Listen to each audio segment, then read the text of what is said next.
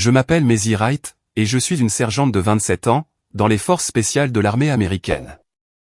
J'ai survécu à des embuscades en Afghanistan, et à des opérations secrètes, dans des endroits dont vous n'avez même jamais entendu parler. Mais lorsque je suis rentré chez moi, pour m'occuper de ma mère malade, je n'aurais jamais imaginé que ce foyer puisse être plus dangereux qu'une zone de guerre. Je peux encore sentir l'acier froid de la lame, déchirant ma chair, pas une seule fois, mais à 8 reprises. Alors que mon sang formait une flaque sur le sol crasseux, je ne voyais pas un ennemi.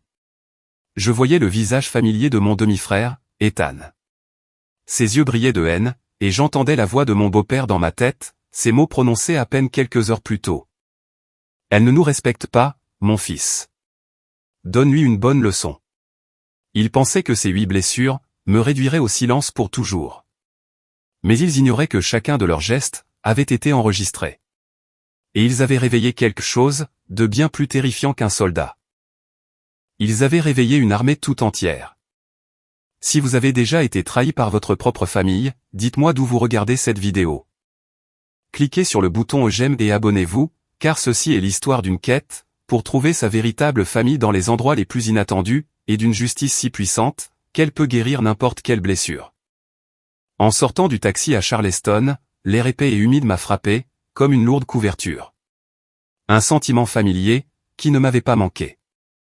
Le charme historique de la ville, avec ses rues pavées et ses balcons en fer forgé, semblait à des années-lumière, de l'angoisse qui se nouait dans mon estomac. La maison en elle-même était la même, une petite demeure de plein pied, avec son bardage jaune pâle, qui s'écaillait près des gouttières comme une peau brûlée par le soleil. Mais à l'instant où j'ai poussé la porte moustiquaire grinçante, une odeur rance et étouffante, de vieilles cigarettes et d'humidité, m'a confirmé que ce n'était pas un retour au bercail. C'était une infiltration. Mon beau-père, Gérald, était cimenté dans son fauteuil usé, la lueur d'un match de baseball vacillant sur son visage impassible. Il a levé les yeux, par-dessus ses lunettes de lecture, son regard ne contenant aucune chaleur, aucune reconnaissance, pour les années où j'avais été absente. « Tu es là ?» a-t-il grogné, d'une voix basse et grondante. C'était un constat, pas un accueil, comme s'il notait l'arrivée d'un colis indésirable. Ton sac dans le coin. N'encombre pas l'espace. Depuis le canapé, un rire moqueur a fendu l'air. Mon demi-frère, Ethan, était affalé. Une bouteille de Budweiser à moitié vide, pendait au bout de ses doigts. Sa posture était une véritable étude, sur le mépris et la paresse.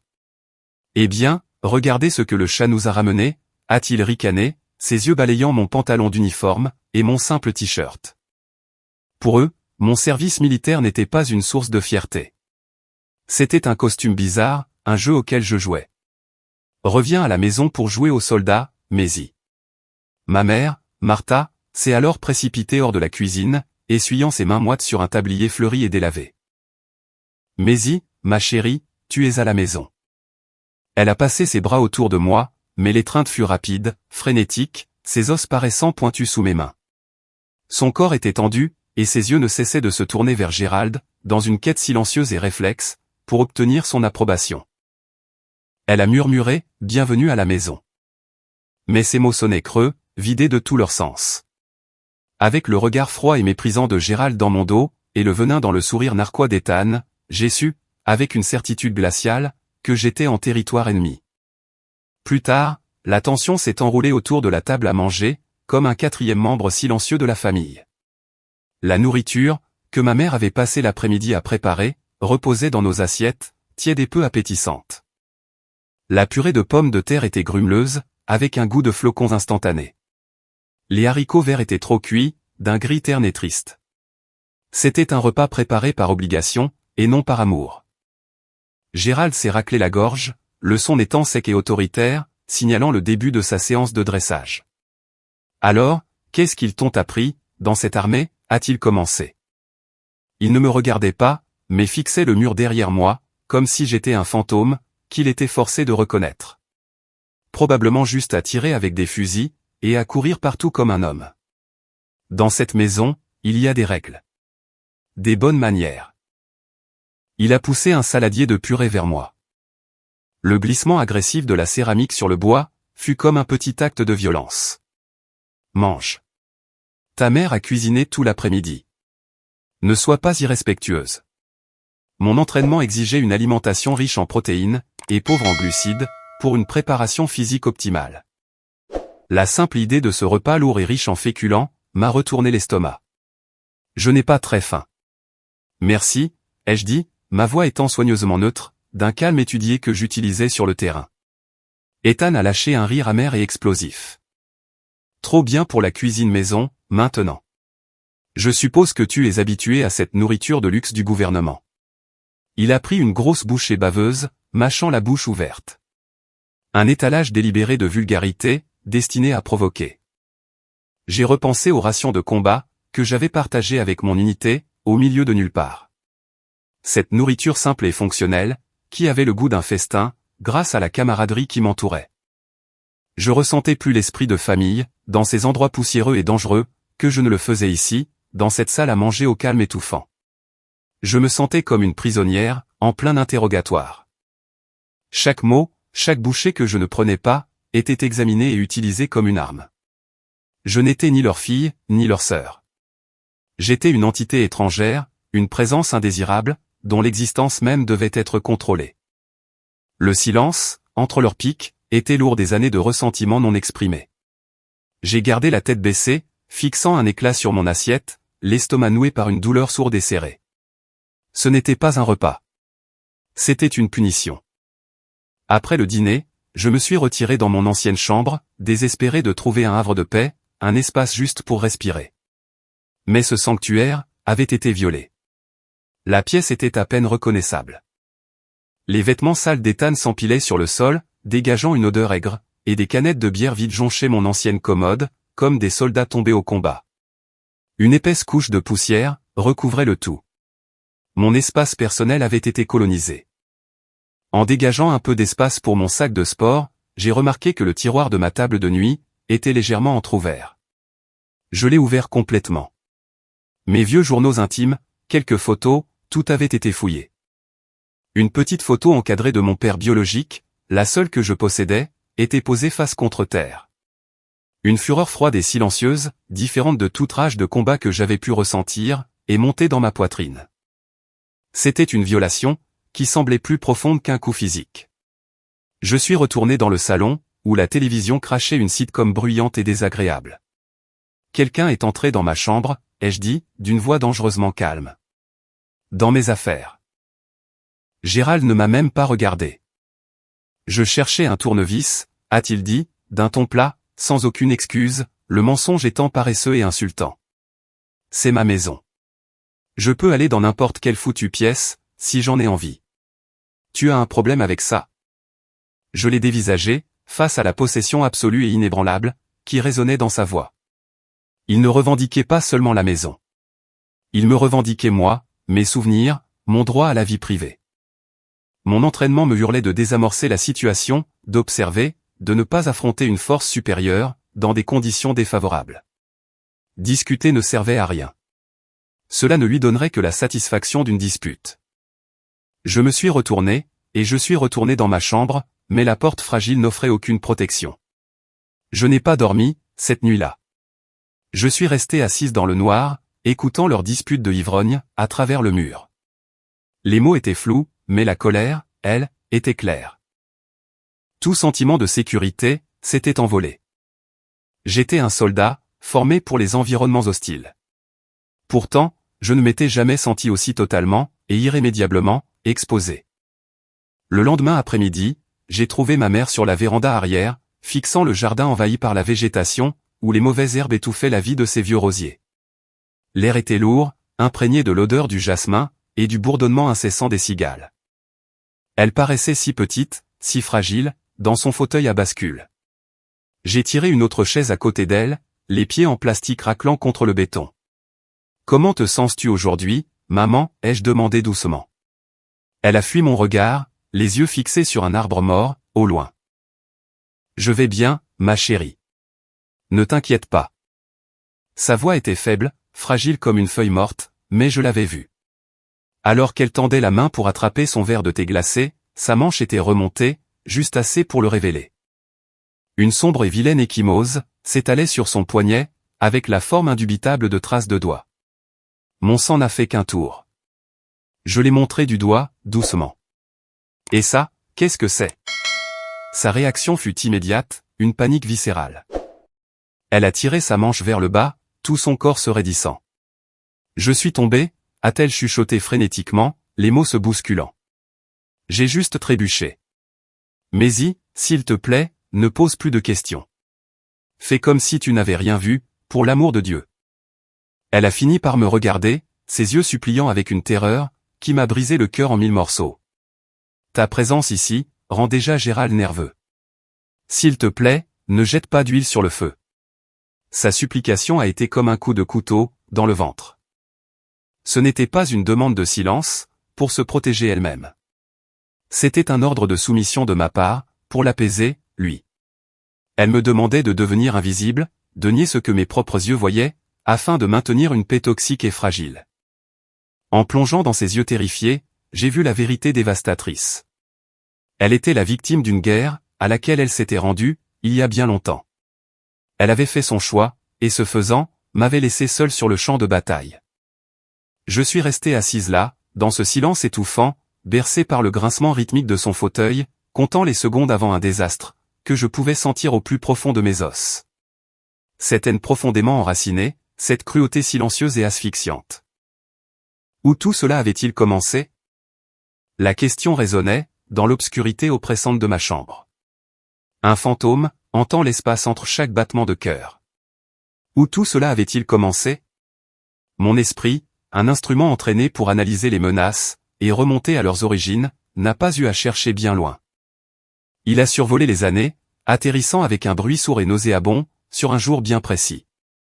Une journée qui était censée être placée sous le signe de la gratitude, et de la famille, un Thanksgiving, il y a plusieurs années de cela. Je me souviens de ce que j'ai ressenti, en rentrant à la maison cette année-là. C'était ma première visite, après avoir terminé le cours de qualification épuisant, des forces spéciales, le tristement célèbre cours Q. Le béret vert, symbole d'honneur, gagné à la sueur de mon front, avec cran et à la force de ma volonté, était soigneusement rangé dans son étui. Je portais mon uniforme de service de l'armée, la veste bleue foncée et le pantalon impeccable, repassé à la perfection, les cuivres polis sur ma poitrine, brillant de mille feux. Chaque centimètre de cet uniforme, me semblait être un témoignage de la personne, que j'étais devenu. Je vibrais d'une fierté calme et profonde, avec un espoir si vif, qu'il me paraît naïf rétrospectivement. J'avais enfin quelque chose à leur montrer, quelque chose d'indéniable. Je me disais, cette fois, ce sera différent. Cette fois, ils me verront. Dans le coffre de ma voiture, se trouvaient des cadeaux, achetés avec mon premier vrai salaire de sergente. Un magnifique portefeuille en cuir, fabriqué à la main, pour Gérald. Une douce écharpe en cachemire, dans sa nuance de bleu préférée, pour ma mère. Une toute nouvelle PlayStation, pour Ethan, un objet qu'il réclamait en se plaignant, depuis des mois. Ce n'était pas que des objets. C'étaient des offres de paix. Une tentative de combler un fossé, que je ne comprenais pas totalement, mais que je voulais désespérément refermer. J'ai franchi cette même porte d'entrée, la posture droite, le cœur rempli, en espérant une étreinte, ou un simple « je suis fier de toi ». Ce que j'ai reçu, en revanche, fut un piège méticuleusement préparé. La maison était déjà pleine de monde. L'air était lourd, chargé de la riche odeur de dinde rôtie et d'épices à la citrouille, tandis que le brouhaha d'un match de football explosait à la télévision. J'ai tout de suite remarqué qu'Ethan avait invité un groupe d'amis bruyants et turbulents. Il avait récemment été renvoyé de son emploi dans un entrepôt, suite à une dispute avec son manager, m'a-t-on dit, et je pouvais déjà voir les sombres nuages familiers du ressentiment s'accumuler dans ses yeux. Il voyait mon uniforme, et ma réussite, comme une insulte personnelle face à son propre échec. L'embuscade s'est produite, juste au moment où tout le monde passait à table. La table regorgeait de nourriture, un banquet classique de Thanksgiving américain. Ethan, tenant une bière, s'est levé et a tapoté sa bouteille avec une fourchette, un sourire narquois jouant sur ses lèvres. « Et, tout le monde, puis-je avoir votre attention » a-t-il annoncé, la voix légèrement pâteuse. « Je voudrais porter un toast. » Quelques-uns de ses amis ont poussé des cris de joie, et ont sifflé. À ma demi-sœur Maisie, la véritable héroïne de la famille. Le mot était trempé de sarcasme. Celle qui s'est enfuie pour jouer aux soldats, pendant que je devais rester ici pour tenir le fort, et prendre soin de tout le monde. C'était un mensonge éhonté. Il n'avait jamais rien tenu du tout, à part le canapé. Il s'est lancé dans une histoire inventée de toutes pièces, expliquant à quel point j'étais ingrate, et comment je m'étais engagé dans l'armée, juste pour fuir mes responsabilités. Ses amis, qui avaient déjà bu plusieurs bières, ont éclaté de rire, le huant et l'encourageant. Je suis resté assise là, pétrifiée. Le col empesé de mon uniforme me donnait soudainement l'impression de m'étouffer. Je sentais une douzaine de paires d'yeux braqués sur moi, certaines curieuses, d'autres moqueuses. J'ai essayé de parler, pour me défendre, mais ma gorge était nouée. C'est à ce moment-là que Gérald a porté le coup de grâce. Il s'est levé lentement de sa chaise, en bout de table, plaçant une lourde main paternelle sur l'épaule d'Ethan, dans un geste d'alliance claire. Le garçon a raison, a-t-il dit, sa voix couvrant le bavardage, et réduisant la pièce au silence. Il a observé les invités, tel un patriarche satisfait de lui-même. Les hommes construisent la maison, et les femmes en font un foyer. Et celle-ci, a-t-il dit, en me désignant d'un revers de main méprisant, elle préfère partir pour construire on ne sait quoi. Ensuite, il a reporté toute son attention sur moi. Ses yeux, froids et remplis d'un profond mépris dérangeant, ont balayé mon uniforme, et tout mon être. « Tu te regardes dans ce truc ?» a-t-il craché, d'une voix basse et dégoulinante de dédain. « Tu n'es pas tout à fait une femme, et tu n'es pas tout à fait un homme. Tu es une honte pour cette famille. » Les mots m'ont frappé, avec la violence d'une gifle physique. L'air a été aspiré hors de la pièce. Pendant une seconde à fendre l'âme, il y a eu un silence de mort. Et puis, ça a commencé. Un ricanement, de la part d'un des amis d'Ethan. Un petit rire discret, de la part d'un cousin. Bientôt, le silence s'est brisé, et la pièce s'est remplie du son cruel et étouffé, des rires moqueurs. Mon visage brûlait d'une humiliation si intense, si absolue, que j'avais l'impression que ma peau allait fondre. Les larmes ont perlé à mes yeux, mais j'ai refusé de les laisser couler. Je suis resté planté là, comme une statue, dans un uniforme qui ressemblait soudain à un costume de bouffon, mon plus grand accomplissement, ayant été détourné en un spectacle public de honte. Si jamais on vous a jeté au visage votre plus grande réussite, la chose dont vous étiez le plus fier, par quelqu'un qui était censé vous soutenir, cliquez sur le bouton j'aime et commentez, je soutiens Messi, ci-dessous. Montrons-leur à quoi ressemble un vrai soutien. Plus tard cette nuit-là, bien après le départ des invités, et l'extinction des faux rires, j'ai vu les cadeaux. Ils étaient dans un coin, près de la porte de derrière, empilés sur une poubelle, sans avoir été ouverts. Le joli papier cadeau était toujours intact. Les nœuds que j'avais si soigneusement noués, étaient toujours parfaits. Ils n'avaient même pas pris la peine d'essayer. L'insulte finale est survenue, lorsque je suis entré dans la cuisine. Ethan était là, en train de faire le malin pour ma mère. Il avait pris mon béret vert, mon précieux béret vert si durement gagné, et le portait sur sa tête selon un angle stupide et ridicule, sautillant dans la cuisine comme un clown. Et ma mère. Elle se tenait simplement là, avec un faible sourire fatigué sur le visage. Le genre de sourire qu'on adresse à un enfant turbulent, qu'on est trop épuisé pour corriger. Une poussée de rage pure et glaciale m'a traversé. J'ai traversé la pièce à grands pas, et j'ai arraché le béret de sa tête. C'était plus qu'un chapeau. C'était le symbole de chaque kilomètre que j'avais couru, de chaque obstacle que j'avais surmonté, et de chaque frère d'armes que j'avais juré de protéger. Il m'a repoussé violemment. « Pour qui tu te prends, bordel ?» a-t-il grondé, le visage à quelques centimètres du mien, son haleine empestant la bière. « Dans cette maison, tu n'es rien. » Ce souvenir, gravé dans mon cerveau, tournait en boucle dans l'obscurité de ma chambre, à présent.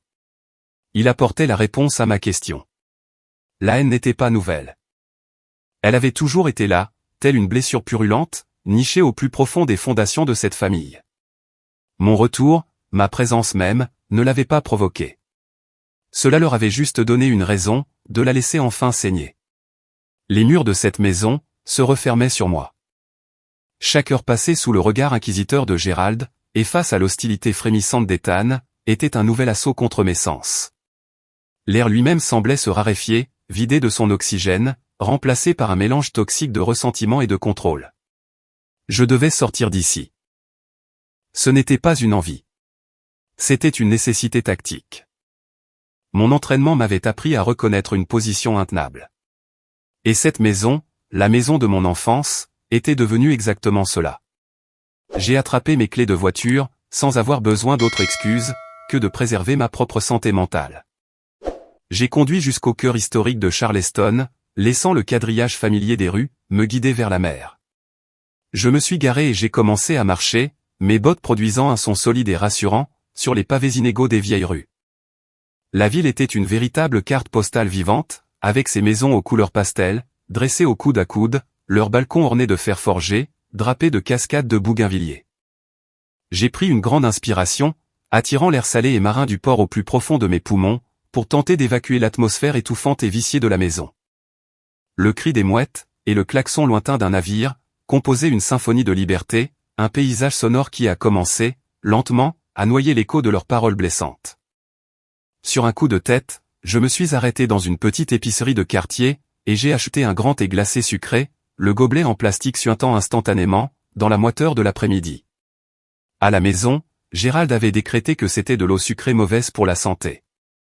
Une énième petite restriction inutile, conçue pour exercer son contrôle. Mais ici, sous le vaste ciel de la Caroline, cette douceur glacée et sirupeuse, avait le goût d'une petite victoire privée. C'était un acte mineur de rébellion, une déclaration silencieuse attestant que j'étais toujours ma propre personne. J'ai savouré chaque gorgée, sentant le liquide froid balayer un peu de la tension, m'accordant un moment de paix précieux et fugace. Je me suis retrouvé sur King Street, l'artère principale et animée de la ville, regorgeant de boutiques et de cafés. Les touristes flânaient, leurs appareils photo cliquetant, leur rire léger et insouciant. L'espace de quelques minutes, je me suis permis de me fondre dans la masse, d'être un visage anonyme dans la foule, un soldat en permission, profitant d'un après-midi paisible. Mais un soldat n'est jamais vraiment en repos. Mes sens, aiguisés par des années passées à naviguer dans des environnements hostiles, sont toujours en train de scanner, d'évaluer, d'écouter. Et alors que je passais devant une boutique haut de gamme, mon système d'alarme interne, celui-là même qui m'avait maintenu en vie, dans des ruelles poussiéreuses à l'autre bout du monde, a soudainement hurlé un avertissement silencieux et urgent. Mon regard s'est braqué sur une scène, qui se déroulait juste devant moi. Un homme plus âgé était assis dans un fauteuil roulant, une vieille casquette du corps des marines des États-Unis, posée sur sa tête. Son passage était bloqué par un trio de jeunes hommes, dont l'arrogance était alimentée par de la bière bon marché, et un sentiment de toute-puissance. Ils se moquaient de lui, leur rire étant bruyant et laid. L'un d'eux, le chef de bande incontestable, arborant un sourire cruel, s'est penché et s'est moqué du chapeau de l'homme. Puis, avec un regard de mépris absolu, il a craché par terre. Un gros crachat de salive, atterrissant à quelques centimètres de la roue de l'ancien combattant. J'ai observé la foule. Les gens le voyaient. Une femme, poussant une poussette, a pressé le pas, les yeux fixés sur le trottoir. Un couple, se tenant par la main, a jeté un coup d'œil, puis a détourné les yeux, soudainement fasciné par la vitrine d'un magasin. Leur silence, leur décision collective de prétendre que rien ne se passait, constituait un autre type de violence. Leur apathie était tout aussi cruelle, que ce crachat sur le sol. Ils laissaient un homme, un marine, mener une bataille tout seul. Et c'était quelque chose, que je ne pouvais pas laisser faire. Je n'ai pas hésité une seule seconde. Mon corps a bougé, avant même que mon esprit n'ait le temps de peser les conséquences. J'ai réduit la distance, en quelques grandes enjambées déterminées. Ma posture était droite, et solide. Je n'ai pas poussé, ni bousculé. Je me suis simplement interposé, entre l'homme en fauteuil roulant et la menace, créant ainsi un bouclier humain. Je n'ai pas dit un mot. J'ai juste fixé le chef de la bande, mon regard étant direct et sans faille. Mes yeux, m'a-t-on dit, deviennent ternes et glaciaux. Dans ces moments-là, c'est le regard de quelqu'un, qui a vu des choses bien pires, que trois voyous ivres par un bel après-midi ensoleillé. Le sourire narquois du meneur, a vacillé. Mon apparition soudaine, et silencieuse, l'avait déstabilisé. Il a bombé le torse, essayant de réaffirmer sa domination. « Bouge de là, salope » a-t-il grogné, l'insulte manquant cruellement de conviction. J'ai gardé une voix basse, régulière, et dénuée de toute émotion. C'était le même ton que j'utilisais, pour donner des ordres sur le terrain. Un ton qui exigeait, et obtenait, une obéissance absolue. « Vous avez 3 secondes, ai-je dit, les yeux rivés dans les siens, pour dégager vos amis d'ici, avant que je ne vous y aide. » Il n'y avait aucune colère dans ma voix, aucune menace de bagarre. Il n'y avait qu'une certitude calme et inébranlable. Il l'a vu, dans mes yeux. Il a vu que je ne faisais pas une suggestion. J'énonçais un fait. Une lueur de peur, puis de confusion, a traversé son visage. Lui et ses amis ont échangé des regards inquiets. Ils cherchaient une cible facile, une proie simple avec laquelle s'amuser. Ils n'avaient pas prévu cela. Le meneur a marmonné un juron dans sa barbe, m'a lancé un dernier regard empli de haine, puis s'est retourné, éloignant ses amis avec lui. Ils ont disparu, se fondant à nouveau dans le flot anonyme de la foule. Le silence qu'ils ont laissé derrière eux s'est rempli des bruits de la ville, soudainement redevenu bruyant. L'homme en fauteuil roulant a levé les yeux vers moi, son regard fatigué et vieilli, brillant d'une gratitude profonde et immédiate. « Vous n'étiez pas obligé de faire ça », a-t-il dit, la voix un peu tremblante. J'ai simplement secoué la tête. C'était la chose juste à faire, monsieur. Il a hoché la tête, un petit sourire triste effleurant ses lèvres. Il a pointé du doigt le globe, l'aigle et l'ancre, sur sa casquette. Marine, a-t-il dit simplement. J'ai tapoté ma poitrine.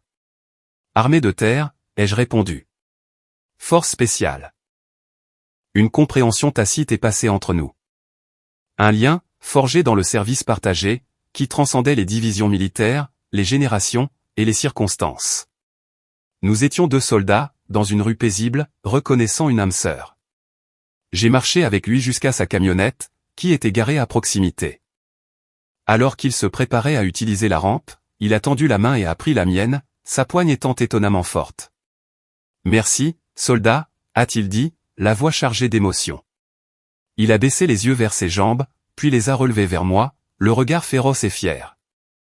Ils peuvent prendre mes jambes, mais ils ne peuvent pas prendre notre honneur. Ces paroles m'ont percuté avec la force d'un coup physique, mais de la meilleure façon possible. L'honneur. C'était la chose même, que j'avais l'impression de me faire arracher dans cette maison. La chose que Gérald et Ethan essayaient de réduire en poussière, avec leurs mots et leur mépris. Cet étranger, ce frère d'armes, venait de me le rendre, intact et sans tache. Il ne me voyait pas comme une honte ambulante, mais comme un soldat, comme une égale. Je l'ai quitté sur un hochement de tête, et un « sans péfi », en signe de respect. Il a répondu avec un calme « aura ». Je suis retourné à ma voiture, me sentant plus forte, plus grande, ma raison d'être étant réaffirmée. Ces mots avaient été un bouclier, me rappelant qui j'étais, et ce que je défendais. Ce sentiment de puissance m'a porté jusqu'à la maison. Mais en garant la voiture dans l'allée, mon cœur a sombré, et le bouclier, que les paroles de Robert m'avaient offert, a commencé à se fissurer. Ethan était assis sur les marches du Porsche, il attendait. Une bouteille de whisky à moitié vide trônait entre ses pieds, et lorsqu'il a levé les yeux vers moi, son regard était froid et sombre, promettant une nuit qui n'aurait rien de paisible. À l'instant où j'ai remis les pieds à l'intérieur, le fragile bouclier d'honneur, que les mots de Robert m'avaient conféré, s'est brisé en 1 million de morceaux. La maison était d'un silence effrayant. Pas paisible, non, mais de ce silence lourd et chargé, typique d'un champ de bataille, après l'arrêt des tirs. L'air était lourd, d'un jugement inexprimé. Dans la salle à manger, la table était débarrassée. 3 assiettes, 3 jeux de couverts, tous lavés, séchés et rangés. Le fantôme d'un repas, dont je n'avais jamais fait partie. Je suis entré dans la cuisine. Une boule d'angoisse se nouant dans mon ventre. Sur la cuisinière, une casserole de restes de purée de pommes de terre reposait, froide et figée. Quelques restes de roast-beef avaient été laissés sur une assiette, recouverte négligemment d'un film plastique. Ma punition, pour le crime d'avoir défendu un autre vétéran, pour le crime d'exister en dehors de leur contrôle, c'était cette exclusion. L'arme la plus ancienne, et la plus cruelle. Il m'avait rendu invisible, effacé de la soirée, et de la famille. Une faim tenace me tiraillait, mais ce n'était pas de la faim pour de la nourriture. C'était la faim désespérée et douloureuse, d'une âme qui a été totalement et complètement abandonnée. Gérald a surgi du salon, le visage figé dans un masque de froide indifférence. Il n'a pas élevé la voix. Il n'en avait pas besoin. Son ton était aussi glacial, que la nourriture sur la gazinière. Tu as choisi d'errer dans les rues, au lieu de dîner avec ta famille, a-t-il déclaré, comme s'il lisait un verdict. Maintenant, tu peux te débrouiller toute seule. À travers l'encadrement de la porte, je pouvais apercevoir ma mère qui rôdait, sa silhouette étant une véritable étude sur la peur. Elle refusait de croiser mon regard. Elle avait choisi son camp, ou plutôt, la peur l'avait choisi pour elle. Je me suis retourné sans un mot, et je suis allé dans ma chambre, fermant la porte derrière moi. Le silence, ici, était différent. C'était le mien, mais il n'offrait aucun réconfort. Les éclats d'obus émotionnels, issus des affrontements de la soirée, commençaient à faire leur œuvre. Le stress, la colère, le profond sentiment de trahison. Tout a convergé vers une douleur familière et brûlante, dans mon estomac. C'était une maladie chronique, une cicatrice physique héritée des déploiements à haut niveau de stress, un rappel constant du prix de mon service. Je me suis plié en deux sur le bord du lit, serrant les mâchoires contre les crampes aiguës, qui me poignardaient. Je n'avais pas de médicaments ici, pas même un verre d'eau chaude. J'étais seul, piégé dans le noir, menant une guerre à l'intérieur de moi-même. Depuis le salon, je pouvais entendre les rires enregistrés d'une sitcom à la télévision, ponctués par les sons de Gérald et Ethan, qui se disputaient à propos d'un match de foot.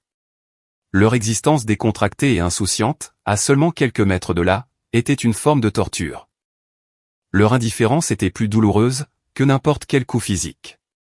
Je me sentais comme un soldat blessé, se vidant de son sang sur le front intérieur, sans aucun médecin en vue. C'est à ce moment-là, au fond le plus absolu de mon désespoir, que je l'ai entendu. Un coup doux, et hésitant, frappait à ma fenêtre. L'espace d'une seconde, j'ai cru que je l'imaginais. J'ai retenu mon souffle, en écoutant. C'était de nouveau là. Doux, mais insistant. Je me suis arraché de mon lit, les muscles de mon estomac hurlant de protestation, et je me suis dirigé vers la fenêtre, qui donnait sur la cour latérale. En regardant à travers les stores, j'ai vu une silhouette familière, se tenant dans la faible lueur de l'éclairage du porche. C'était Robert Hay. Mon esprit s'est emballé. Comment m'avait-il trouvé? Pourquoi était-il là? J'ai entrouvert la fenêtre. L'air frais de la nuit fut un soulagement sur mon visage en sueur. Il n'a pas essayé de donner de longues explications, mais il n'en avait pas besoin.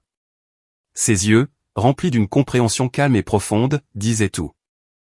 J'ai réfléchi après être rentré chez moi, a-t-il dit, d'un murmure bas et respectueux. Je me suis dit que votre bonne action d'aujourd'hui, vous avez peut-être causé quelques ennuis de votre côté.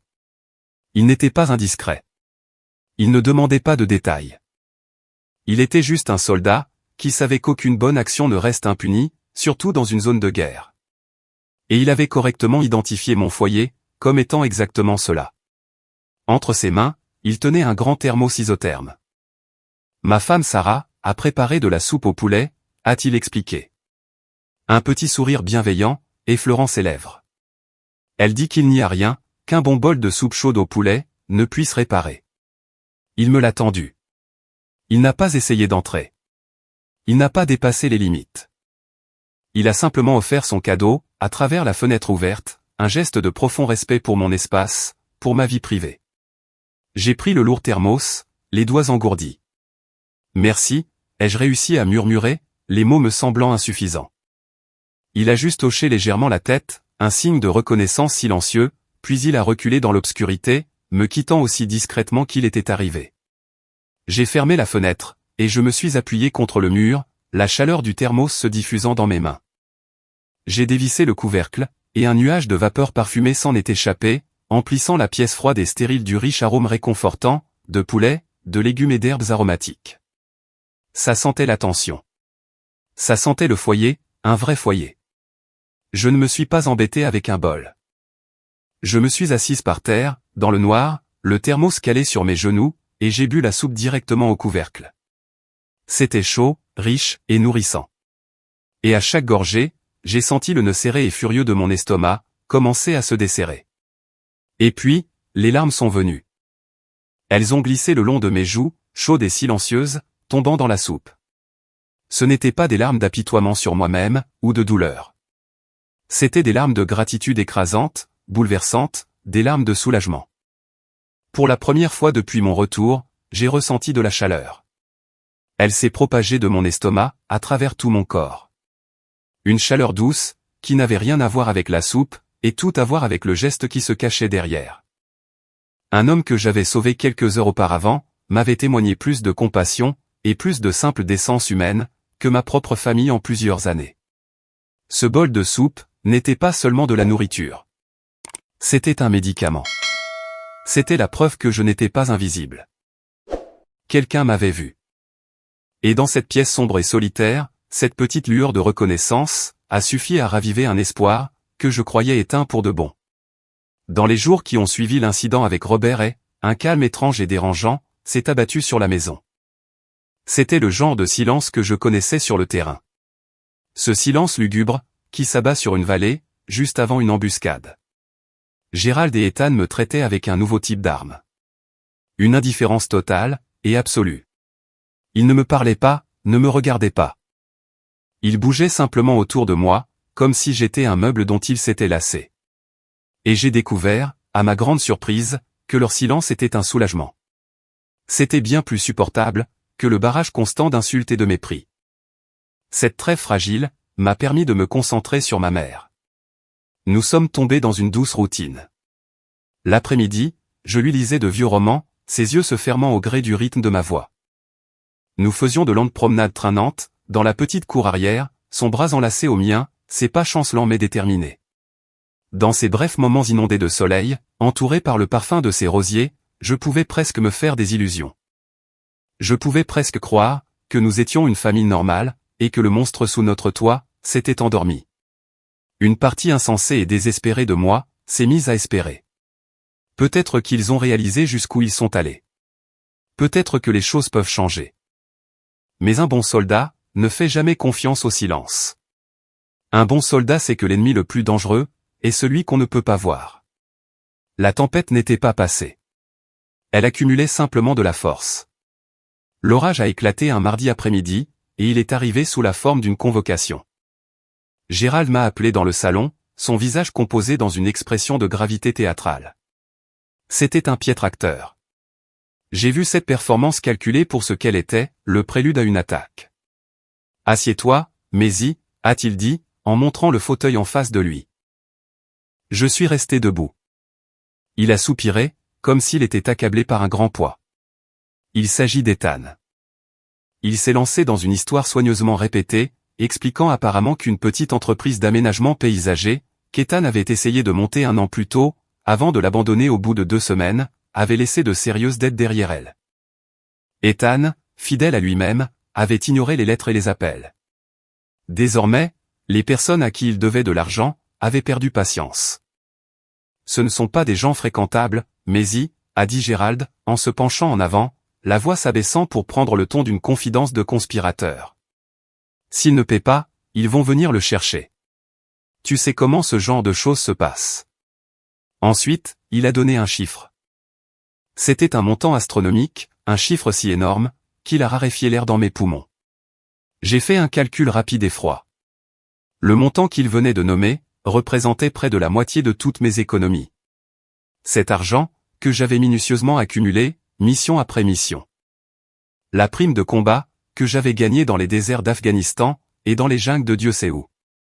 C'était le prix de mon sang, mon billet pour l'avenir, pour avoir ma propre vie, loin de cette maison. Je l'ai fixé, mon visage indéchiffrable, le cœur battant à tout rompre contre mes côtes. Je connaissais Ethan. C'était un trou noir d'irresponsabilité, un joueur invétéré, qui essayait de rattraper ses pertes avec de plus grosses mises. Ce n'était pas une dette commerciale. C'était quelque chose de bien plus laid, et il voulait que ce soit moi, qui en paie le prix. Non, ai-je dit. Le mot fut prononcé calmement, mais il a atterri dans le silence de la pièce, avec la force d'une grenade. Le masque d'inquiétude de Gérald n'a pas glissé, mais son regard s'est durci. C'était la partie de la négociation qu'il attendait. Il s'est adossé à son fauteuil, prêt à déployer son artillerie lourde, le chantage affectif. Maisie, a-t-il soupiré, secouant la tête avec une fausse tristesse. C'est à ça que sert la famille. On s'entraide. Tu as été absente pour servir ton pays, et gagner un bon salaire. Ton frère, lui, a eu la vie dure. Il a des ennuis. Vas-tu vraiment lui tourner le dos? À ta propre famille. Il a laissé les mots flotter dans l'air, avant de tirer sa prochaine salve. Pense à ta mère. Elle ne connaît pas les détails. Bien sûr, je l'en ai protégée. Mais si elle découvrait que son fils est en danger, et que sa propre sœur a refusé de l'aider? Le stress, la déception. Cela la détruirait. Veux-tu vraiment lui faire subir ça? Veux-tu être responsable? Si son cœur lâche? Chaque mot était une frappe de précision, visant les points les plus faibles de mon armure, mon sens du devoir, ma loyauté, mon amour pour ma mère. Il détournait mes propres valeurs, pour en faire des armes, qu'il utiliserait contre moi. Il essayait de transformer mon refus, de cautionner le comportement destructeur d'un homme adulte, en un acte de négligence cruelle, égoïste et matricide. Je pouvais sentir les murs de son piège se refermer, l'air devenant étouffant de culpabilité et d'obligation. Mais j'ai tenu bon. Le soldat en moi a pris le relais. J'ai analysé ses tactiques, sa stratégie. J'ai vu la faiblesse, dans sa position. Il s'appuyait sur une version de moi-même, qui n'existait plus. La petite fille, désespérée d'obtenir son approbation. Mon argent n'est pas fait pour payer les erreurs d'Ethan, ai-je dit, ma voix étant aussi ferme que mon regard. C'est là que la représentation a pris fin. Le masque du père inquiet s'est dissous, révélant le tyran furieux et manipulateur, qui se cachait en dessous. Il a frappé violemment la table basse du plat de la main, faisant sursauter et teinter un verre à moitié vide. Ne prends pas ce ton supérieur avec moi. A-t-il hurlé, le visage virant au rouge marbré. Ne prétends pas être meilleur que nous. Le jour où tu t'es engagé, la seule raison pour laquelle Ethan n'est pas allé en prison pour ses dettes de jeu, c'est parce que je les ai remboursées. Je l'ai caché à ta mère, pour la protéger. Tu as pu t'enfuir pour jouer à te déguiser, et vivre ta vie. Pendant que lui, devait rester ici. Tu as une dette envers lui. Tu as une dette envers cette famille. Le mensonge était d'une audace à couper le souffle, si bien que, pendant un instant, j'en suis resté sans voix. Je savais, de source sûre, que c'était faux. Je savais que Gérald n'avait jamais donné un centime à Ethan, s'il n'y était pas obligé. L'accusation était absurde, une tentative désespérée et pathétique, de réécrire l'histoire pour qu'elle corresponde à sa version des faits. C'était la dernière preuve révélatrice. Il n'y avait pas moyen de raisonner avec lui. Il n'y avait aucune famille à sauver. Il n'y avait qu'un combattant ennemi, tentant de s'emparer de mes ressources, pour son propre bénéfice. Je l'ai regardé, vraiment regardé, et toutes ces années de peur et d'intimidation se sont simplement évaporées. Il n'était pas un patriarche puissant. Il n'était qu'un tyran bruyant, et pitoyable. J'ai laissé le silence s'étirer, observant la rage monter dans ses yeux. Il s'attendait à ce que je pleure, à ce que je me dispute, à ce que je craque. Je n'ai rien fait de tout cela. J'ai affronté son regard furieux, avec un calme absolu et glacial. Et puis, je lui ai donné ma réponse finale, non. Ce mot fut un arrêt de mort silencieux, prononcé contre ses plans. C'était un acte de rébellion, une déclaration d'indépendance, et une ligne tracée dans le sable, que je savais ne jamais pouvoir effacer. En cette seule et unique syllabe, j'avais scellé mon destin dans cette maison. Ce seul mot, non, flottait dans l'air, telle une déclaration de guerre. Les lignes de front avaient été tracées. À ce moment-là, debout dans le silence suffocant du salon, chaque once de mon entraînement a pris le dessus. La situation avait dégénéré au-delà de toute négociation possible. L'objectif n'était plus de coexister. Il était de s'exfiltrer. Je n'ai pas attendu de réponse. J'ai tourné les talons, et je suis remonté à l'étage, mes mouvements étant économiques et précis. La colère, qui bouillonnait en moi depuis des jours, avait disparu, remplacée par quelque chose de bien plus efficace. Une résolution froide, claire et tactique. J'ai sorti mon sac marin du placard, et j'ai commencé à faire mes affaires, mes mains s'activant avec une efficacité bien rodée. T-shirt, chaussettes, treillis, l'essentiel uniquement. Laisser le reste derrière soi. Voyager léger. Avancer vite. Ma première pensée est aller vers ma mère. Je ne pouvais pas la laisser ici. Je l'ai trouvée dans sa chambre, assise sur le bord du lit, ayant l'air petite et fragile. « Maman » ai-je dit, d'une voix basse et pressante. « Nous devons partir maintenant. Fais un sac. » Elle a levé les yeux vers moi, le regard écarquillé, par une peur familière et paralysante. « Partir. »« Partir où, Maisie ? De quoi parles-tu ? » ?»« N'importe où, sauf ici, ai-je insisté. « Ce n'est pas sûr. S'il te plaît, prends juste ce dont tu as besoin. On s'occupera du reste plus tard. Elle a juste secoué la tête, dans un geste d'une finalité déchirante et absolue. Je n'irai nulle part, a-t-elle murmuré, tordant le tissu de sa robe de chambre entre ses mains. C'est ma maison, Maisie. C'est ma maison. Je l'ai regardée, vraiment regardée, et j'ai vu la vérité. Elle n'avait pas seulement peur de Gérald. Elle était prisonnière de la vie, qu'il avait construite autour d'elle, et elle avait, depuis bien longtemps, accepté les conditions de sa reddition.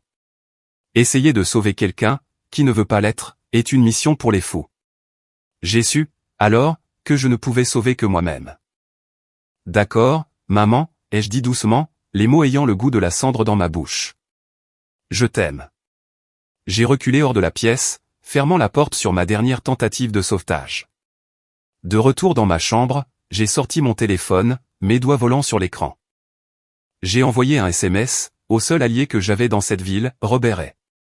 Mon message était court, réduit au strict minimum, tout comme un rapport de terrain. Je dois sortir d'ici. Connaissez-vous un endroit sûr?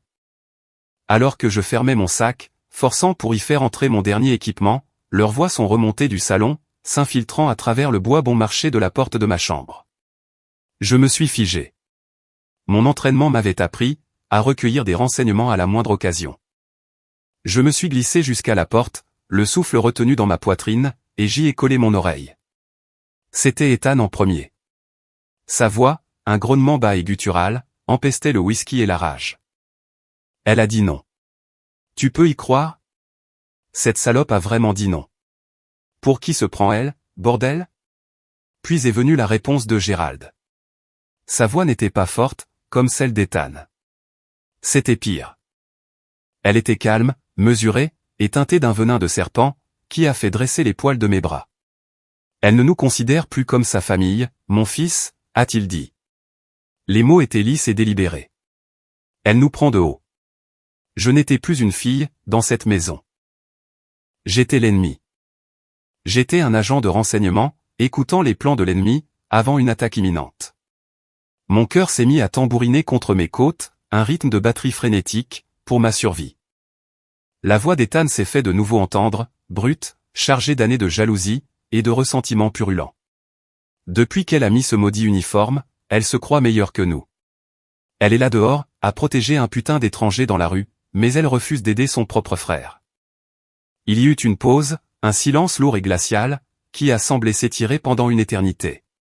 Et puis, Gérald a prononcé ces mots, que j'ai cités au début de mon histoire. Ces mots qui resteraient gravés, dans ma mémoire pour toujours. Sa voix est descendue encore plus bas, devenant un murmure venimeux et intime, destiné uniquement à son fils. Elle ne nous respecte pas, mon fils. Donne-lui une bonne leçon. L'ordre était si simple, si dénué d'émotion, qu'on aurait dit qu'il commandait une pizza. Mon sang s'est glacé. Ce n'était plus des paroles en l'air sous le coup de la colère. C'était une directive, un ordre d'exécution. Un nouveau temps de silence, puis la réponse d'Ethan, dont le son m'a donné envie de vomir. Sa voix n'était plus en colère. Elle était remplie d'une joie malade, et tordue. Le son d'un prédateur, qu'on lâche enfin de sa laisse. Je comprends, papa, a-t-il dit, son ton étant presque joyeux. Une leçon qu'elle n'oubliera jamais. Mon cœur s'est arrêté. Mon entraînement, mes instincts, chaque fibre de mon être me hurlait un seul mot, danger. C'était une menace directe, et crédible. Les paramètres de la mission avaient changé. Ce n'était plus une extraction. C'était une évasion. Si vous avez déjà ressenti cette sensation glaçante au creux de l'estomac, cet instinct primitif vous disant que vous êtes en danger de mort, cliquez sur le bouton j'aime et commentez, fais confiance à ton instinct, ci-dessous. Car parfois, c'est la seule chose qui peut vous sauver. Je devais bouger. Immédiatement, je devais rejoindre ma voiture, et conduire. Mais mon esprit a passé en revue mes provisions. Je n'avais rien. Pas d'eau, pas de nourriture pour la route.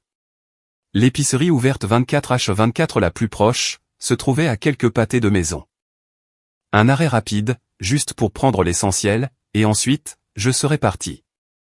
Mon téléphone a vibré dans ma main, une bouée de sauvetage dans l'obscurité étouffante. C'était une réponse de Robert. Venez chez moi maintenant. La porte n'est pas verrouillée. Un immense soulagement m'a envahi. Un infime point de lumière, dans un océan de terreur. J'avais une destination. J'avais une planque. J'ai pris une grande inspiration stabilisatrice, comme je le faisais avant de forcer une porte. J'ai jeté mon sac marin sur mon épaule, j'ai ouvert la porte de ma chambre, et j'ai fait un pas dans le couloir. J'ai bougé avec un silence bien rodé, mes pas se faisant légers sur le parquet qui grinçait. En arrivant en bas des escaliers, je devais passer devant le salon, pour atteindre la porte d'entrée. Je pouvais sentir leurs yeux braqués sur moi. Je ne les ai pas regardés, mais je pouvais sentir le poids de leur regard, la malveillance pure, qui émanait d'eux. Ils étaient complètement silencieux. La télévision était éteinte. Ils étaient simplement assis là, dans la pénombre, à m'observer. Ce n'était plus le regard de la colère. C'était quelque chose de bien, bien pire. C'était le regard calme, patient et profondément satisfait, d'une paire de prédateurs, qui venaient de regarder leur proie marcher, consciemment et de plein gré, droit dans les mâchoires de leur piège. Les portes automatiques de l'épicerie 24H24 se sont ouvertes avec un léger sifflement, et une rafale d'air froid et recyclé m'a frappé le visage. La transition, entre la nuit humide de Charleston et l'intérieur stérile éclairé au néon, était brutale. L'endroit était d'une luminosité artificielle, les allées de bonbons et de chips brillant sous le bourdonnement incessant, des néons au plafond. Mon plan était simple. Prendre une bouteille d'eau, quelques barres énergétiques, et filer chez Robert. Un réapprovisionnement tactique, avant de me diriger vers la zone de sécurité. Mes sens étaient en état d'alerte maximale. Chaque son était amplifié. Le tintement d'une bouteille en verre, le froissement d'un paquet de chips, le murmure grave du caissier parlant au téléphone. Alors que je me dirigeais vers le rayon frais, une silhouette familière, près du comptoir de la caisse, a attiré mon attention. C'était Robert et, manœuvrant son fauteuil roulant, avec une certaine difficulté, autour d'un présentoir promotionnel. Il m'a vu au même instant, et une expression de soulagement sincère, a envahi ses traits fatigués. « Eh bien, ça alors ?» a-t-il dit, sa voix résonnant comme un accueil chaleureux dans ce magasin glacial. Content de voir un visage ami. Ce bref moment inattendu de camaraderie, ce fait de trouver un allié au milieu d'une zone de guerre, était une chose dangereuse. Cela m'a fait baisser ma garde, l'espace d'une simple fraction de seconde. Et une fraction de seconde, c'est tout ce dont l'ennemi a besoin. Les portes automatiques se sont rouvertes dans un sifflement. Ma tête s'est tournée brusquement vers le bruit, et mon sang n'a fait qu'un tour.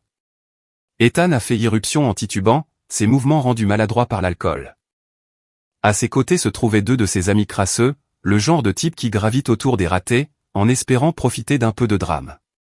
Le piège, que je pensais avoir évité à la maison, venait de se refermer. Les yeux injectés de sang d'Ethan ont balayé le magasin, puis se sont verrouillés sur nous. Un sourire lent, et venimeux, s'est étiré sur son visage. Ce n'était pas un sourire de joie. C'était le rictus prédateur d'une hyène, qui vient de coincer sa proie. Lui et ses amis ont commencé à s'avancer vers nous, leurs lourdes bottes résonnant bruyamment, sur le lino bon marché. « Tiens, regardez ce qu'on a là », a bredouillé Ethan, la voix dégoulinante de malice. Il a désigné, d'un geste ivre, l'espace entre Robert et moi. L'heureux couple. Les héros. Il s'est approché, l'odeur aigre de l'alcool bon marché émanant de lui par vagues. Il s'est penché vers moi. « Tu t'es enfui de la maison, pour être avec ce vieux con ? Espèce de salope hypocrite. » Robert a tenté de calmer le jeu, doucement, « Fils », a-t-il dit, d'une voix calme mais ferme. Prenons tous une grande respiration. Ethan a tourné brusquement la tête vers lui, le visage déformé par la rage. « Ferme ta gueule, vieillard fini », a-t-il craché.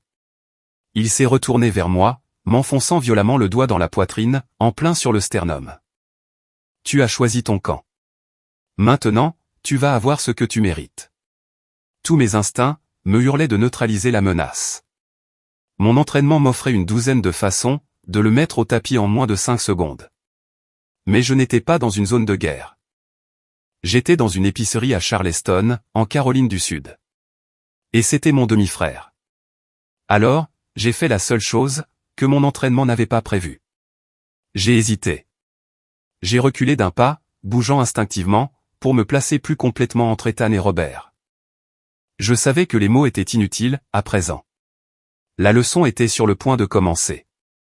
Tout s'est passé en un éclair. La main d'Ethan a plongé vers sa ceinture, et soudain, il y a eu un éclat métallique sous les néons. Un couteau de chasse. Mon corps a bougé, par pur instinct. L'objectif principal de ma mission n'était pas de me battre. C'était de protéger. Le premier coup de couteau. Il s'est jeté en avant, visant mon estomac. Mon bras gauche s'est levé pour bloquer, la lame tranchant ma veste, et traversant mon avant-bras. Une ligne de feu, vive et brûlante. Le deuxième coup. J'ai vrillé mon corps, lui tournant le flanc, pour éloigner mes organes vitaux de la lame, tout en protégeant complètement Robert.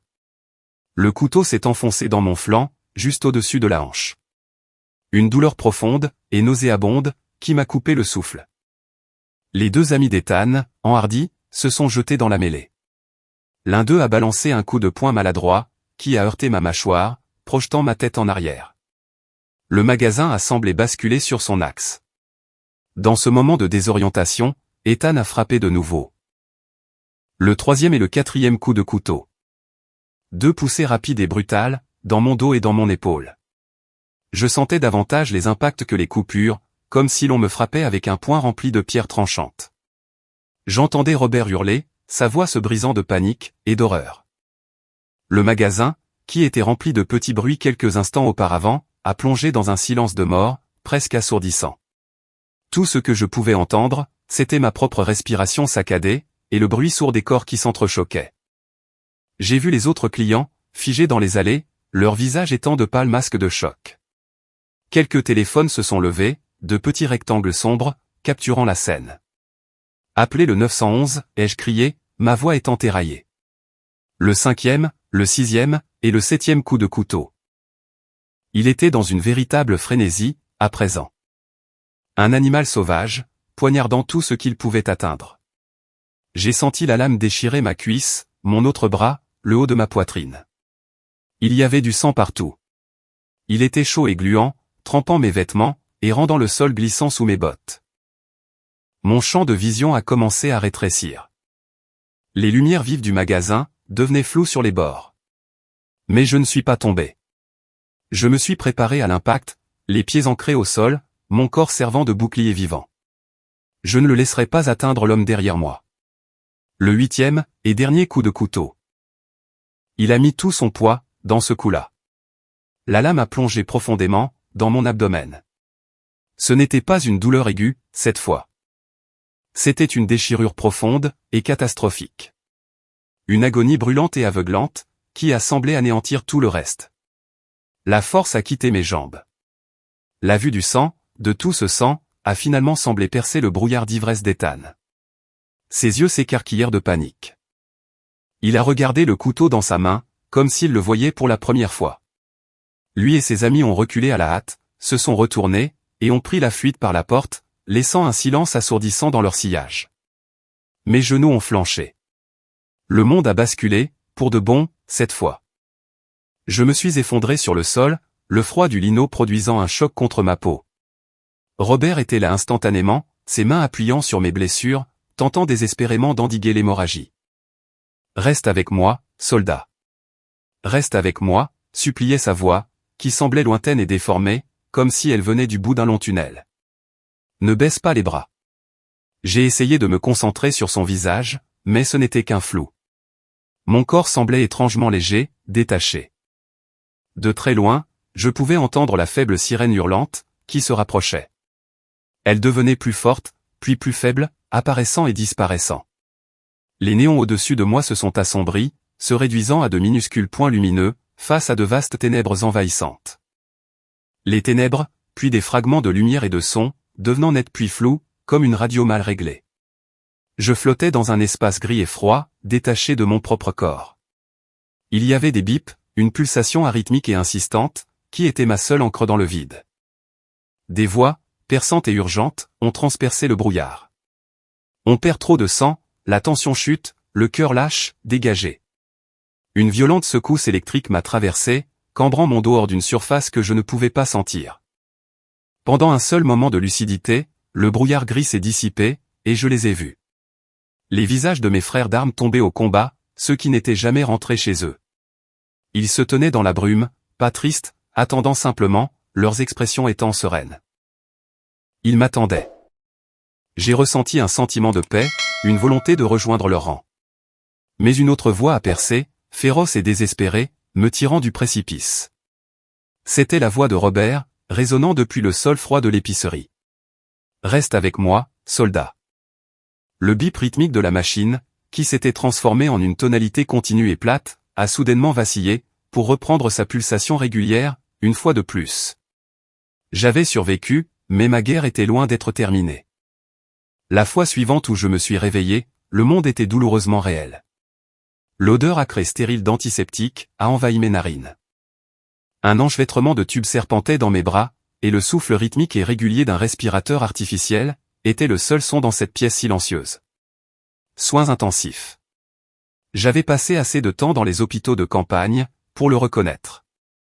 Mon premier visiteur ne fut ni un médecin ni une infirmière. Ce fut Gérald. Il se tenait au bord de mon lit, les bras croisés, son visage n'étant qu'un masque froid et indéchiffrable. Il n'y avait aucune inquiétude dans ses yeux, pas l'ombre d'une préoccupation. Uniquement une évaluation froide et dure, tel un général observant un ennemi capturé. J'ai essayé de parler, mais ma gorge était à vif, et seul un croassement sec en est sorti. « La police est venue », a-t-il dit, d'une voix plate et dénuée de toute émotion. Il ne m'a pas demandé comment j'allais. Il n'a prêté aucune attention aux bandages et aux tubes, qui maintenaient mon corps en un seul morceau. Il a juste fait son rapport. Je leur ai raconté ce qui s'est passé, comment tu as déclenché la bagarre, comment tu t'en es prise à Ethan, et comment il a dû se défendre. Les mots n'ont pas percuté, au début. J'étais encore faible, mon esprit étant obscurci par le brouillard des analgésiques. Ta mère a confirmé, a-t-il ajouté. La torsion de couteau finale est brutale. Mes yeux ont filé vers l'encadrement de la porte. Ma mère, Martha, se tenait là, le visage strié de larmes, le corps tremblant. Elle se tordait les mains, incapable de me regarder, son regard étant fixé sur un point sur le sol. Son silence était un aveu. Ses larmes n'étaient pas pour moi. Elles étaient pour sa propre lâcheté. L'ultime trahison, le mensonge le plus monstrueux, venait d'être prononcé et validé. C'était une blessure plus profonde et plus infectée que n'importe laquelle des 8 blessures à l'arme blanche dont je me remettais. À cet instant précis, impuissante dans mon lit d'hôpital, j'ai ressenti un désespoir si absolu que j'aurais aimé que les médecins me laissent partir. La justice, semblait-il, était morte sur la table d'opération. 2 jours se sont écoulés, dans un flot de douleurs, de médicaments, et sous la présence suffocante de la culpabilité silencieuse de ma mère. Et puis, un nouveau visiteur a fait son apparition. Il s'est présenté sous le nom de détective Miller, un homme d'âge mûr à l'air fatigué, dans un costume froissé. Il avait les yeux lasses de quelqu'un qui a vu beaucoup trop du pire de l'humanité, mais il y avait aussi de la gentillesse en eux. Il a approché une chaise et s'est assis, ses mouvements étant lents et délibérés. « Sergent Wright », a-t-il dit, d'une voix douce. « Je sais que vous souffrez beaucoup. J'ai juste besoin d'entendre votre version des faits. Dès que vous serez prête. » Lentement, douloureusement, je lui ai tout raconté, depuis mon arrivée à la maison, jusqu'au coup de couteau final, et atroce, dans l'épicerie. Il a écouté patiemment, sans jamais m'interrompre, son regard ne quittant jamais mon visage. Quand j'ai eu terminé, ma gorge était sèche, et mon corps tremblait d'épuisement. Il n'a rien dit, pendant un long moment. Il a simplement hoché lentement la tête. Puis, il a plongé la main dans sa veste, et en a sorti une tablette. Il l'a posée sur la table roulante, au-dessus de mon lit, et a appuyé sur lecture. L'écran s'est allumé en clignotant. L'image était granuleuse, filmée en plongée. Les couleurs, délavées par l'éclairage des néons. C'étaient les images des caméras de vidéosurveillance, du magasin. Je me suis regardé, alors que la scène se déroulait, exactement comme je m'en souvenais. L'approche agressive d'Ethan, mon mouvement instinctif pour protéger Robert, l'éclat du couteau, puis l'attaque brutale et implacable. Tout était là. Chaque coup de couteau, chaque instant de ma résistance, chaque seconde de sa sauvagerie. Nous avons également récupéré des vidéos de téléphone portable, provenant de 3 témoins différents, a déclaré doucement le détective Miller, comme s'il narrait la scène. Leurs versions correspondent parfaitement à ce que nous voyons ici. J'ai fixé l'écran, face à la vérité objective et indéniable de ce qui s'était passé. Les larmes, qui étaient restées gelées en moi depuis 2 jours, ont enfin commencé à dégeler. Elles ont coulé sur mon visage, chaudes et silencieuses. Mais pour la première fois, ce n'étaient pas des larmes de douleur ou de désespoir. C'étaient des larmes de soulagement pur et absolu. Je n'étais pas folle. Je n'avais rien imaginé. La vérité avait un témoin. Le détective Miller a laissé la vidéo se terminer. Ethan Mitchell s'est volatilisé, a-t-il poursuivi, la voix se durcissant légèrement. Il s'est enfui. Mais avec ça, a-t-il dit, en tapotant l'écran, il ne courra pas longtemps. Nous avons émis un avis de recherche à l'échelle de l'État, pour son arrestation. Il a de nouveau fouillé dans son sac, et a posé un petit boîtier en plastique contenant un CD, sur la table. C'est une copie pour vos dossiers, a-t-il dit. Il s'est levé, s'apprêtant à partir, puis s'est arrêté à la porte. Oh, et encore une chose. Il s'est retourné pour me regarder. Son expression était purement professionnelle. Nous avons prévenu votre unité, sergente. C'est la procédure. Cette dernière phrase, prononcée comme une simple formalité bureaucratique, fut celle qui changea tout. C'était un simple domino procédural, qui, en tombant, allait déclencher une réaction en chaîne, qu'il n'aurait jamais pu anticiper. Avec cette seule phrase, la petite guerre privée de Gérald et Ethan contre moi, était sur le point de devenir publique. Il l'ignorait encore, mais il venait de réveiller l'armée à laquelle j'appartenais. La nouvelle de l'arrestation d'Ethan m'est parvenue par le détective Miller, via un appel téléphonique court et professionnel. Il l'avait attrapé, alors qu'il tentait de franchir la frontière de l'État, vers la Géorgie. Une vague de soulagement profond m'a envahi, si forte qu'elle m'a laissé étourdi. L'espace d'un instant, je me suis permis de croire que le pire était passé, et que le système allait désormais suivre son cours. Ce soulagement a duré très exactement 12 heures. L'appel suivant m'a informé qu'Ethan était dehors. Gérald avait payé la caution. Juste comme ça, d'une signature et d'un chèque, mon agresseur était libre de marcher dans les rues. Le fragile sentiment de sécurité, que j'avais commencé à ressentir, a volé en éclats. Une rage froide et amère a comblé le vide, suivi d'un sentiment écrasant d'impuissance. L'argent. Cela semblait être la seule arme, contre laquelle je n'avais aucune défense. Allongé là, dans mon lit d'hôpital, relié à des machines, je ne me m'étais jamais senti aussi petite, ou aussi seule. Le système judiciaire, celui en lequel on m'avait appris à croire, m'avait laissé tomber. Mais j'avais tort. Le système possédait une autre branche, plus ancienne, une branche qui fonctionnait, selon un code d'éthique différent.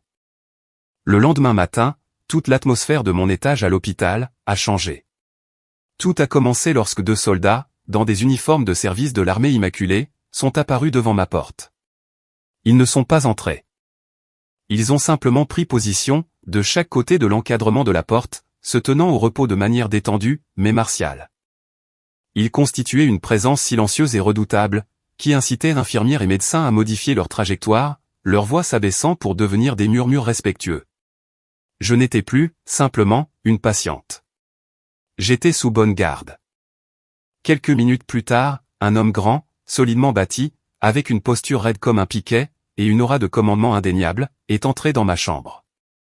Sur le col de son uniforme, 3 étoiles d'argent scintillaient, sous les dures lumières de l'hôpital. Le lieutenant général Miller, du commandement des opérations spéciales des États-Unis. Un calme absolu. Il n'était ni un bureaucrate, ni un politicien. Il était un guerrier, et il n'était pas venu en tant que représentant officiel, mais en tant que mon officier commandant. Il a tiré la chaise de visiteur près de mon lit, et s'est assis. Ses mouvements étant économiques et précis. Sa présence emplissait la petite pièce, mais ce n'était pas intimidant. C'était rassurant. Sergent Wright, a-t-il dit, sa voix étant celle d'un baryton profond et calme, empreinte d'une autorité tranquille. Il m'a regardé directement, le regard ferme et limpide. Nous avons vu la vidéo. Il a fait une pause, laissant les mots faire leur effet. Vous avez agi, en accord avec les plus hautes traditions d'un béret vert. Vous avez protégé un innocent, même en dehors du service, et au péril de votre propre vie. Vous nous avez fait honneur. Les larmes me sont montées aux yeux, chaudes et soudaines. Entendre ces mots de la bouche de cet homme fut une validation si profonde qu'elle en faisait presque mal.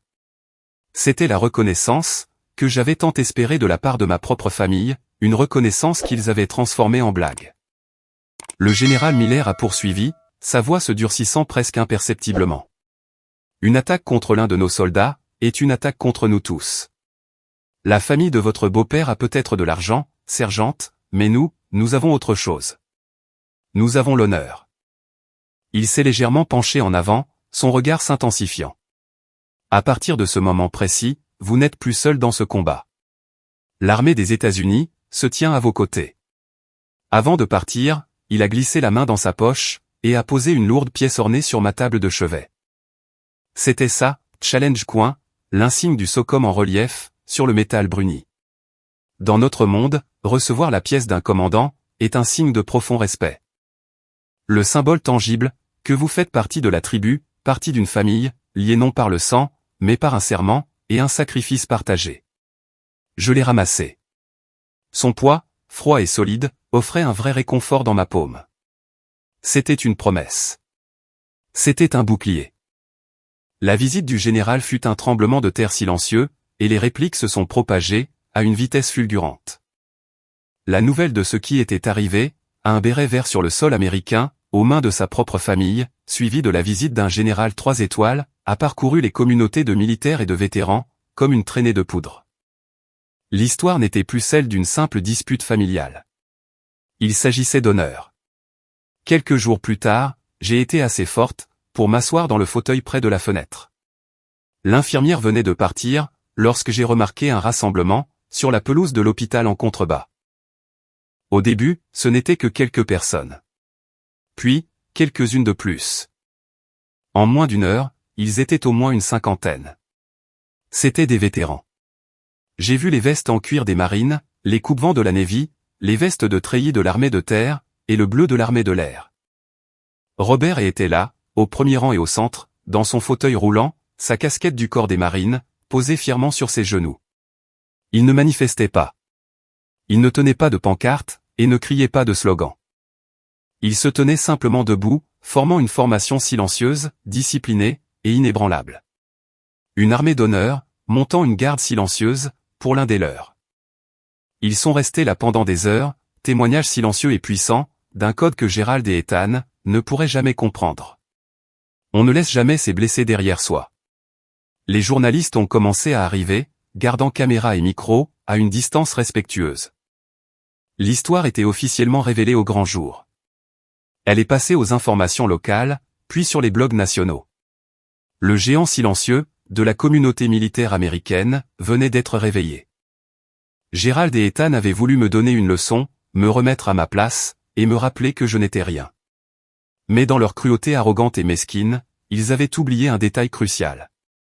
Ils pensaient peut-être qu'ils combattaient un soldat solitaire et brisé. Ils n'avaient aucune idée qu'ils venaient de chercher des poux à l'ensemble des forces armées des États-Unis.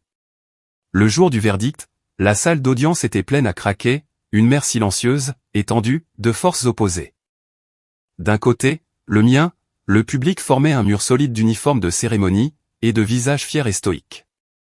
Des soldats en service actif étaient assis coude à coude avec des vétérans, leur présence étant un témoignage calme et inébranlable du code que nous partagions tous. Robert était au premier rang, portant son propre uniforme bleu des marines, le dos aussi droit que son fauteuil roulant le permettait. De l'autre côté, se tenait une maigre poignée de connaissances de Gérald et d'Ethan, ayant l'air mal à l'aise, et ne sachant pas où se mettre. Ethan et Gérald étaient assis au banc des accusés, ayant l'air petits et pathétiques, sous le poids de l'accusation menée par l'État. Le procès avait été expéditif. L'argumentation de l'accusation était simple et d'une efficacité dévastatrice. Lorsque le procureur principal a diffusé les images des caméras de sécurité, sur les grands écrans, un halètement collectif a aspiré l'air de la pièce. La vidéo granuleuse et silencieuse était plus puissante que n'importe quel témoignage. Elle montrait la vérité brute, la provocation, ma défense de Robert, puis la violence brutale et implacable qui a suivi. Le jury était captivé, leur visage affichant un mélange d'horreur et de dégoût. Mais le coup de grâce fatal, porté à leur défense, est venu de la source la plus inattendue qui soit, ma mère. Lorsque le procureur a appelé Martha Wright à la barre, elle ressemblait à un fantôme, son visage était pâle, et ses mains tremblaient. Gérald lui a lancé un regard d'un venin pur, une menace silencieuse, à travers la salle d'audience. Mais, pour la première fois de sa vie, elle n'a pas bronché. Son témoignage a commencé comme un murmure à peine audible, mais, à mesure que le procureur la guidait avec douceur, sa voix a pris de l'assurance. Elle a raconté les événements de cette nuit-là, ses mots peignant un tableau accablant, de la manipulation de Gérald, et de la rage bouillonnante d'Ethan. Le procureur a posé la question finale. Madame Wright, avez-vous entendu votre mari Gérald dire quoi que ce soit à votre fils Ethan, avant que votre fille ne quitte la maison, cette nuit-là?